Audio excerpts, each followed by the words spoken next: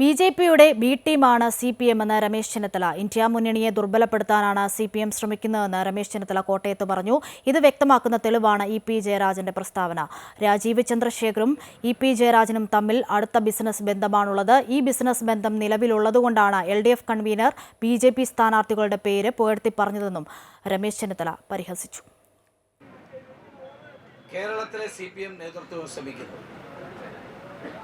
ഇന്നലെ മഹാരാഷ്ട്രയിൽ നടന്ന രാഹുൽ ഗാന്ധി മണിപ്പൂരിൽ നിന്ന് ആരംഭിച്ച് ബോംബെയിൽ സമാപിച്ച ശിവാജി പാർക്കിൽ സമാപിച്ച സമ്മേളനത്തിൽ